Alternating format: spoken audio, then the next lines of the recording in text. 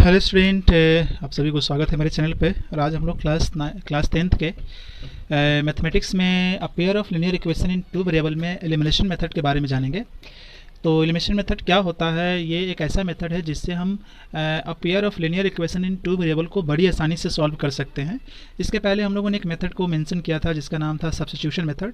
तो वो कुछ ज़्यादा टाइम टेकिंग मेथड है, उससे ईजी एक मेथड है एलिमिनेशन मेथड। इसमें जैसा कि नाम ही इसका है एलिमिनेशन मेथड, इसका मतलब इसमें हम किसी एक टर्म को एलिमिनेट करते हैं, हटाते हैं, चाहे वो टर्म एक्स वाला टर्म होगा या वो वाई वाला टर्म होगा। ये बनाने वाले पर डिपेंड करता है कि वो किस टर्म को हटाना चाहता है।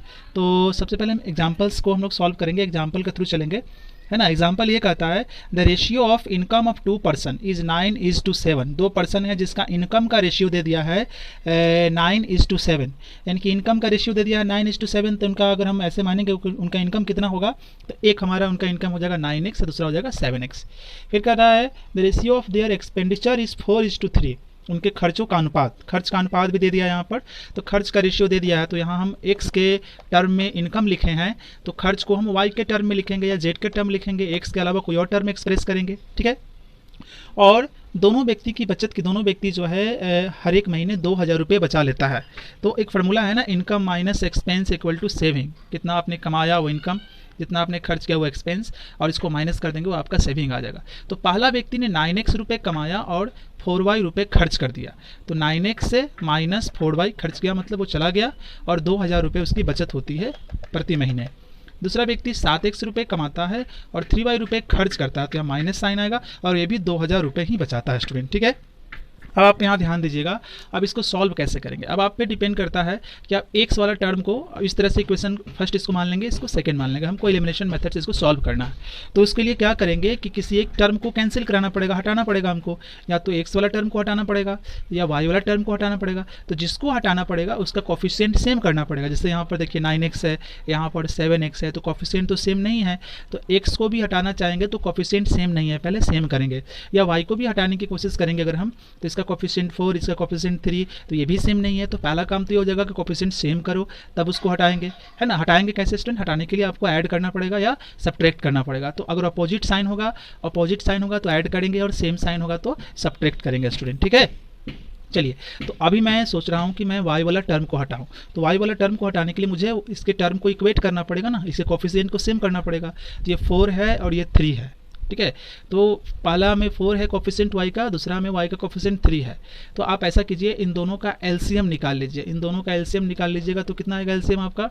इन दोनों का एलसीएम अगर हम निकालेंगे स्टूडेंट, इन दोनों का एलसीएम निकालेंगे तो हमें मिलेगा एलसीएम, यहाँ पर एलसीएम आ जाएगा 4 और 3 का 12 आ गया। अब यहाँ कितना है? 4 है। तो 4 12 को कितनी टाइम में डिवाइड करेगा? 4 जो है 12 को 3 टाइम में डिवाइड करेगा, मतलब इक्वेशन 1 में 3 से मल्टीप्लाई करेंगे। तो यहाँ लिखेंगे मल्टीप्लाइंग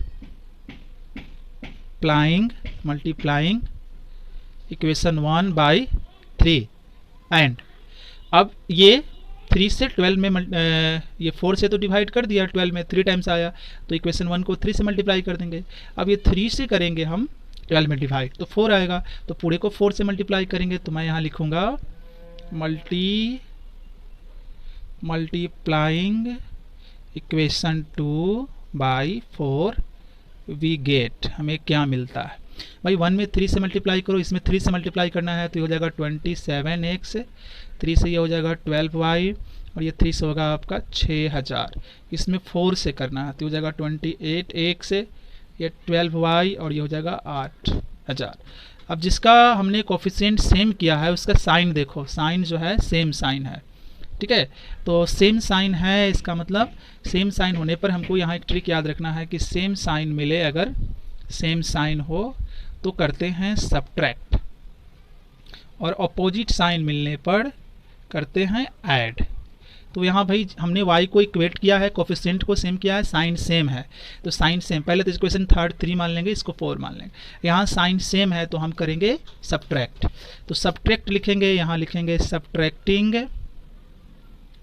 इक्वेशन, नीचे वाले इक्वेशन को सब्ट्रैक्ट करेंगे 4 फ्रॉम इक्वेशन 3।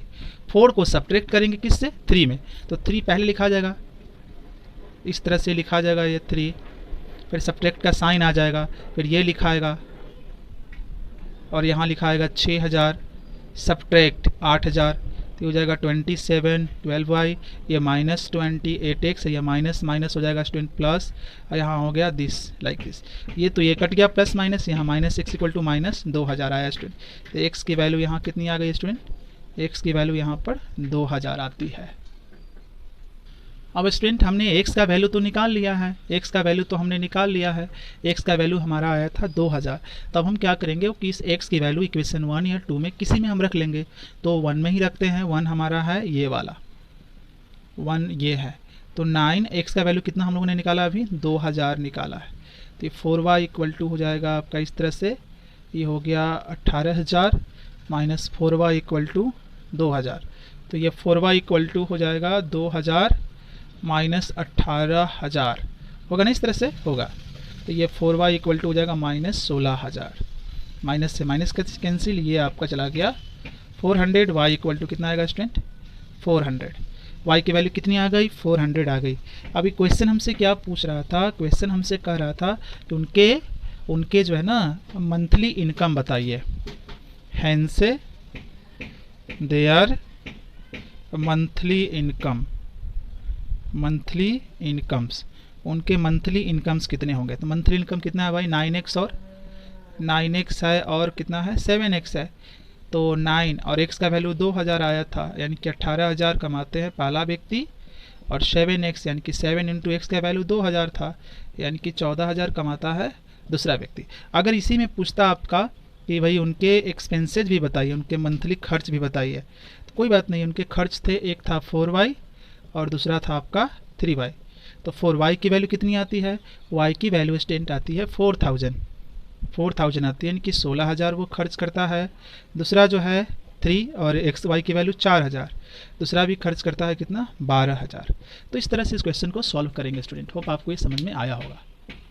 तो हमारे पास स्टूडेंट एक क्वेश्चन है 2x plus 3y equal to 8 और 4x plus 6y equal to 7, इसको एलिमिनेशन मेथड से सॉल्व करना है। तो इसको इक्वेशन 1 मान लेंगे, इसको इक्वेशन 2 मान लेंगे, और हम चाहते हैं कि हमारा जो है हम इस बार x को कैंसिल कराने की कोशिश कर रहे हैं। तो इसका कोफिशिएंट 2 है, इसका 4 है, सेम नहीं है तो हमको सेम करना पड़ेगा। तो इसके लिए हम एलसीएम निकालेंगे 2 और 4 का, तो आएगा 4। तो 4 को डिवाइड करेंगे 2 से, तो 4 को 2 से डिवाइड करेंगे तो 2 आएगा, मतलब पहला इक्वेशन में हम कितना से मल्टीप्लाई करेंगे, पहला इक्वेशन में हम मल्टीप्लाई करेंगे, multiplying equation 1 by 2 and multiplying equation 2।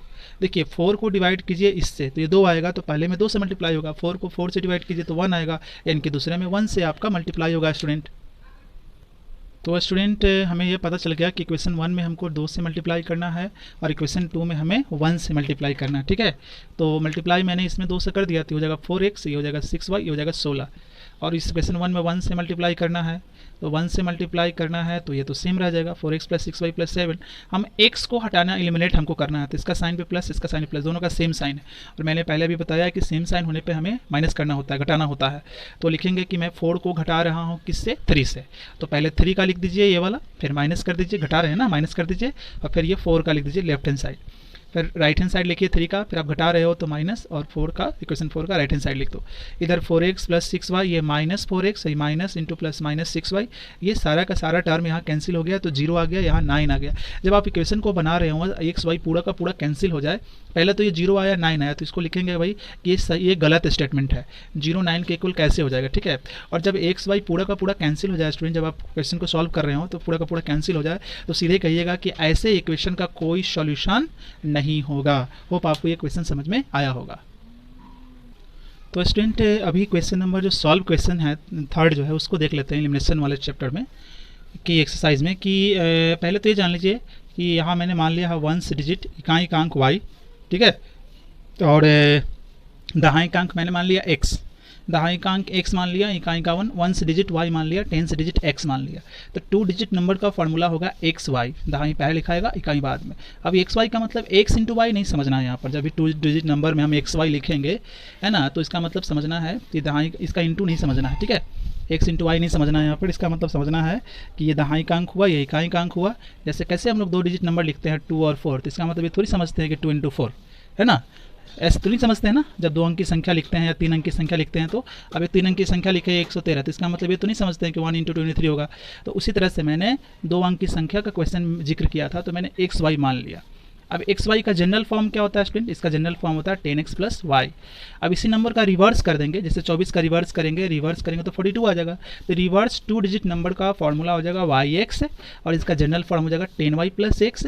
Some of digit कहेगा क्वेश्चन में तो x + y लिखिएगा, डिफरेंस ऑफ डिजिट कहेगा तो आपके पास 2 ऑप्शन है, x - y लिखिएगा या y - x लिखिएगा। ठीक है स्टूडेंट, ये है। अब क्वेश्चन नंबर जो आपका बुक में 13 है, मैं यहाँ 3 नंबर लिखकर बनाऊंगा।